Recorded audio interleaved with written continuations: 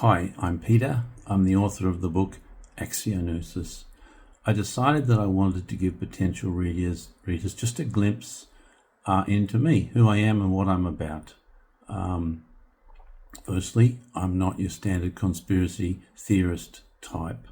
I was raised in a non-religious, very conservative family where kids did as they were told just because, where the teacher knew best, where you did your homework.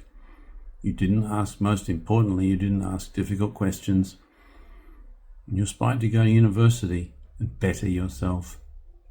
I was a good boy, mostly, and learned early to follow the rules to fit in. Back then, I did not ask difficult questions. I wanted to be on the populated road, not the sparsely populated. This is important to understand about where I come from. I was gifted, I would say, with a quality that all children are gifted with, and that is a voracious appetite for learning. Yet, I didn't turn it off. And to this day, I still have the yearning to learn that I had when I was a little kid. And I love that quality, and I'm never going to turn it off. And it has brought me to this point where I've launched this book that I think is just fabulous. The book called Axionousis. Ever since my early adult life, I have been searching for a context that made sense to me, that was outside of my secular, non-religious, completely non-spiritual upbringing. It's fair to say that yearning has fueled a lot of the research that I've done, but most certainly not entirely all of it. The worldview of my family of origin was, metaphorically of course, if you can't swim, then you should drown to make way for the stronger swimmers. And thus, without you, weak little swimmer that you would be, humanity would be somehow better and somehow more evolved. The spirit in me knew this way was entirely wrong. I've asked the question so many times, but what if the meaning of life is to be compassionate, giving, and grateful? And what if each person has a different God-given gift? And what if not all gifts are commercially viable? Are they any less valuable? On this point, I share an anecdote from my life's experience. It's small and yet immensely significant for me. When my family were young, I was an early 2000s .com entrepreneur, and our little family of four moved from Sydney, Australia, to the heartland of the IT revolution, California. We lived just south of Santa Cruz, a small city at the northern end of Monterey Bay, a gorgeous part of the US, land of blue whales, sea otters, and John Steinbeck. There was a hobo there they would always see on the same street corner.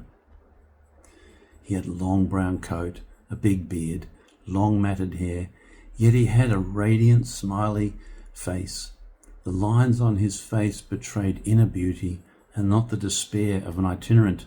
All he did all day long, this beautiful man, was sit with his beggar's cup and say, "God bless," to every single person that walked past him, whether they paid him or not. I noticed and liked him, and always put a quarter or $1 in his cup. My sink or swim, you're viable if you're valuable upbringing, said clearly, don't put a quarter in his cup. He needs to get a job. He needs to earn a living, and then he'll be a valuable member of society. I decided back then that this man was earning a living. He spent his whole day blessing people after all, with no expectation of return. What better occupation could there be than this? Was my inner thought whenever I saw him. So I always paid him and got on my way. It wasn't until many years later, when I wrote the book that you're holding, that I really came to realize what an important character this man was in my life. I'll never forget him. This man who spent his whole day saying God bless to all who walked past. A crazy man or an illuminated mystic? The deeply etched, happy, radiant lines on his face spoke kindly of his nature. my Darwinian family would have judged that he was just lazy or crazy. He should be allowed to die to facilitate a stronger humanity. How entirely wrong they would have been. So you may say, Peter, but you don't know anything about this man's state of mental health. You don't know what drove him into the street, and you'd be right. But that's not the point of the story. The point of the story is that we live in a world where value is apportioned solely based on our ability to, let's use the Darwinian metaphor, to swim. In other words, run the machinery of the system. In other words, value is based on what we can do rather than who we are at our core. By the time you get to the end of my book, you'll come to realize that the determinant for the world within which we live isn't what we do, but who we are. And based on that, this street person deserved at least the dignity of a home and food on the table. He deserved to be rewarded for blessing people. I hope this makes sense. I've spent thousands of hours reading rare books and papers on every subject, from science to mysticism. It's reasonable to say that a part of my voracious appetite to learn has been fueled by my yearning to find the spirit that was always there, closer to me than the nose on my face. It's this yearning to learn about my world, about my universe, that has distilled into the book you are holding, Axionousis. You'll have to buy the book and go to the glossary to get a thorough understanding of why I had to create that word. Most certainly it is not done in frivolity. The book I've written is my peace offering to the world. It is my belief that, though the piece-by-piece individual content in this book isn't new, what I've presented that is entirely new is the inescapable overarching implications for humanity of the content when it's all viewed as a whole, and the essential signpost that it presents to all who truly get it. It's like music. The notes are all known, but the end piece is new. I truly hope the end piece, as contained within these pages, resonates for you. My motivation is simple. It's ending the wars. All of them.